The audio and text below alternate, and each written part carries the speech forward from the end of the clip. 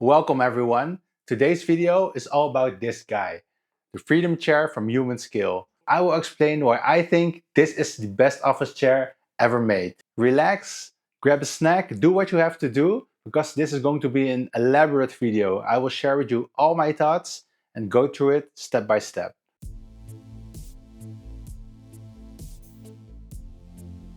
First of all, I was not born with a natural interest into office chairs. Like, who is? Nobody is, right? But for me, it came out of a necessity because in 2017, I was a little bit too reckless with weightlifting and I overestimated myself. And that's how I ended up with a herniated disc. And I got an injury which was blocking the nerves going through my legs and getting out of bed, putting my socks on, sitting at the dinner table. Everything was difficult. But what I noticed is that at the office where I was working, the chairs we had there were so nice. I could sit on them all day and I didn't have any pain. It was a night and day difference, like pain and no pain. And that's what sparked my interest. But I know what you're thinking. You're thinking, Lawrence, I don't have any injury. I'm fine. I'm healthy. Then I don't need a good office chair.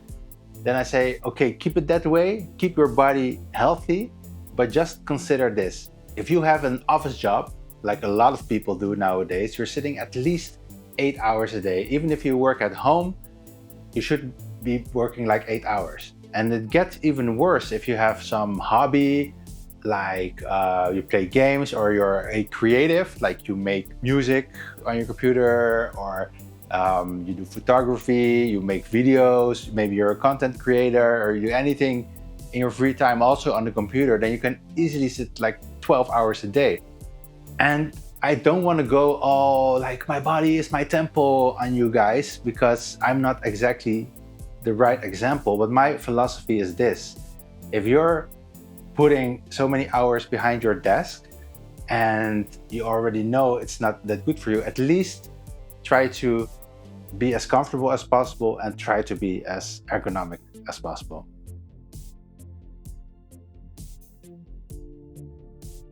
So what makes a good chair?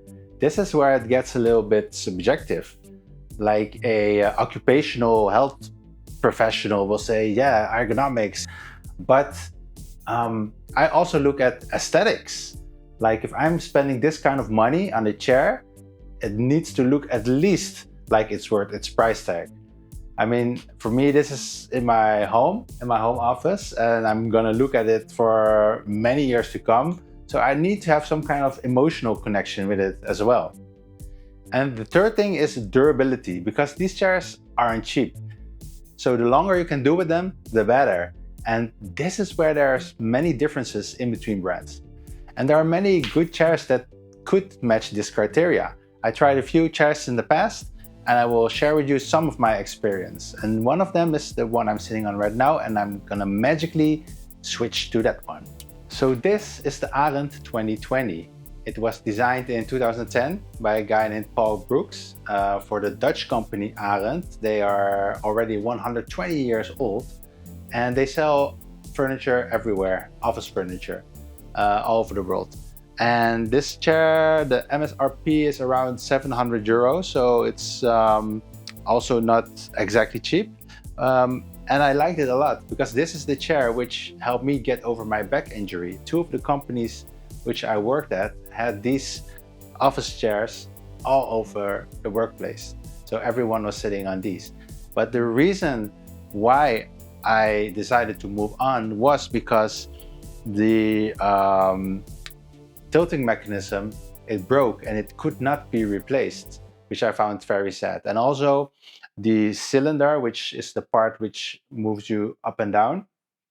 On this chair, it is not replaceable by a generic cylinder. You have to get a proprietary cylinder, which makes replacing it more expensive. So back to my search. I've tried many other chairs, like from Herman Miller, the Mirra, which I owned. I tried the Embody, the Aeron, and the Embody I found a little bit cheap. Like there were so many plastic parts moving, and some of the Embodies would make sounds. I really didn't like it.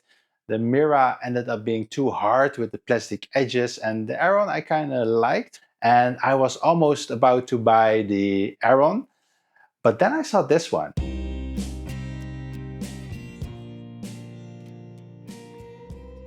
And I know very well where and when I saw this chair for the first time. It was almost love at first sight, because it was in Scotland, in Edinburgh, in the John Lewis department store. And what's really nice about John Lewis is that they have all the office chairs like presented, like all the Herman Miller chairs I just mentioned and more, and also they had this one. And when I first saw this, I remember it was exactly the same model. It was with the headrest, it was leather, it had the polished aluminum accents. The only difference was is that that one was brown leather. And I remember the first time I looked at it and I thought, that's a sexy chair.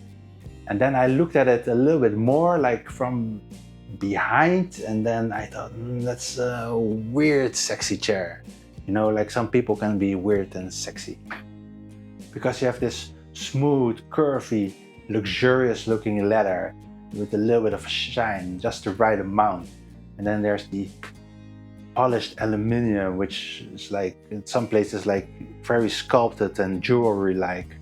But then when you go to the back, there's also these strange utilitarian looking plastic parts and screw holes which are a little bit exposed. If you look at all the shapes at the back, it's a little bit like a sort of spine, like alien-ish. And I know it's a little bit hate it or love it. Not everyone likes it. I totally get that. Actually, what I like about it is that all the functional elements are exposed.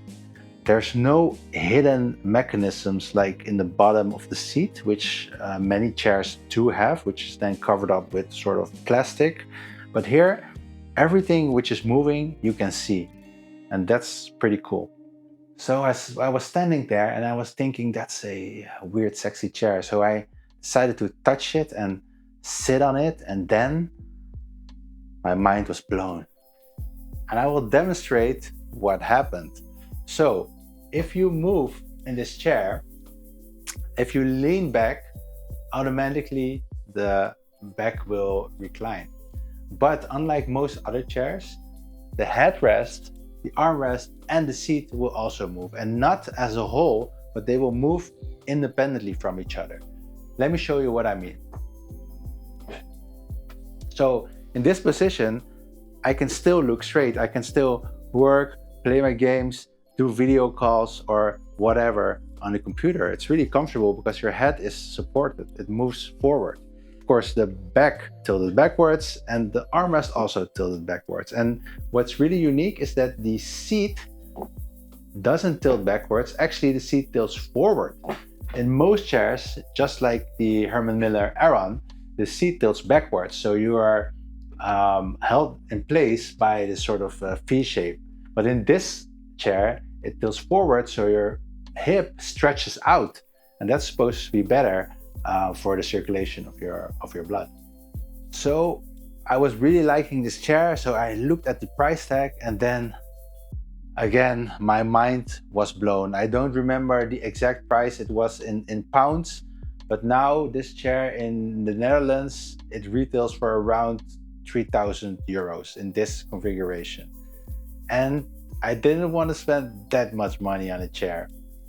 So in the many months, and I think, actually it's years after that, I kept thinking about this chair and I kept seeing it everywhere. I remember on Netflix, there's this documentary about the new space telescope, and then they had this command center where they monitor the launch and arrange everything. And then I saw everywhere this chair. After that, I saw that Tim Cook was pictured sitting on this chair. So then I thought, if Tim Cook has this chair, I have to have this chair.